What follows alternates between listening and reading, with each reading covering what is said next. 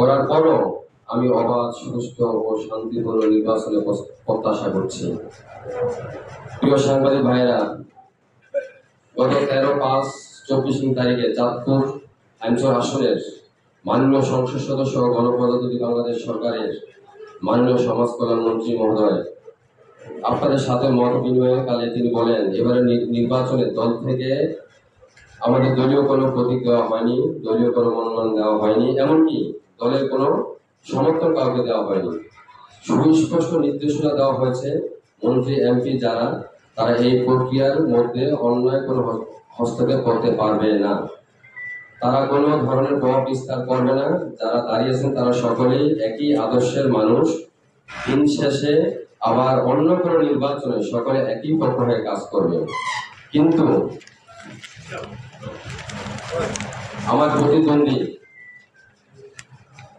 দোয়াত কলম প্রতীকের চেয়ারম্যান প্রার্থী চাঁদপুর সদর আইনজীবী দলীয় আসনে মাননীয় সংসদ সদস্য গণপ্রজাতন্ত্রী বাংলাদেশ সরকারের মাননীয় সমাজ কল্যাণ মন্ত্রীর নাম, পদমর্যাদা ব্যবহার করে ভোটারদের নিকট ভোট চাচ্ছেন এবং মাননীয় মন্ত্রী থেকে ভোটারদেরকে স্বার্থ পাইয়ে দেওয়ার প্রলোভন দিচ্ছেন।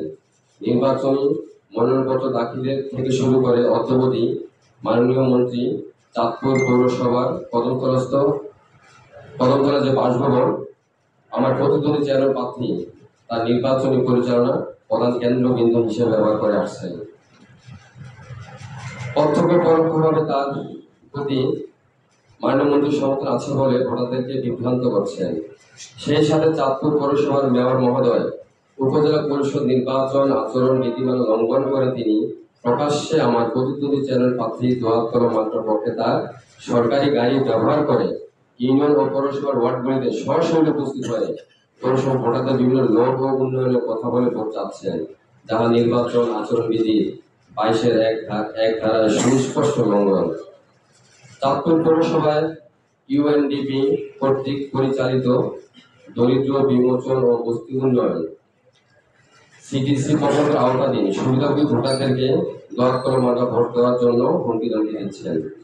ইউএনডিপি এর পৌরসভা দায়িত্বে নিয়োজিত কর্মকর্তা দ্বারা সুবিধাভোগীদের আইডি কার্ড ও বিকাশ নাম্বার সংগ্রহ করছেন এবং এই প্রকল্পের আওতাধীন দরিদ্র জনগোষ্ঠী যাদের বিকাশ অ্যাকাউন্ট নেই তাদেরকে বিকাশ অ্যাকাউন্ট খুলে দিচ্ছেন। ইউএনডিপি জাতিসংঘের আওতাধীন একটি সংস্থা, তাদেরকে মেয়র মহোদয় ব্যবহার করছেন, যা উপজেলা পরিষদ নির্বাচন আচরণবিধির 22-2 ধারা এই সুস্পষ্ট লঙ্ঘন।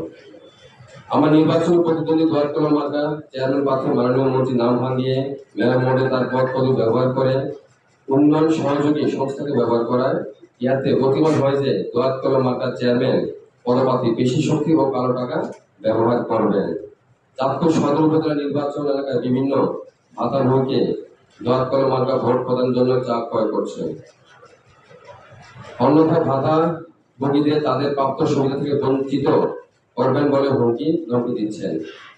পৌরসভার মেয়র মহোদয় পৌরসভার কর্মকর্তা কর্মচারীদেরকে এবং পৌরসভা কর্তৃক পরিচালিত বিদ্যালয়গুলোর শিক্ষক শিক্ষিকাগণকে দোয়াত কলম প্রতীকে চেয়ারম্যান প্রার্থীর পক্ষে নির্বাচনী কাজ করার জন্য চাপ প্রয়োগ করছেন।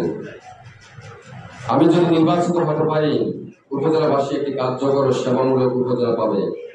আমার উপজেলাবাসীর জন্য প্রতিশ্রুতি থাকবে, সেবা যাবে বাড়ি। উপজেলা পরিষদের সততা, নিষ্ঠা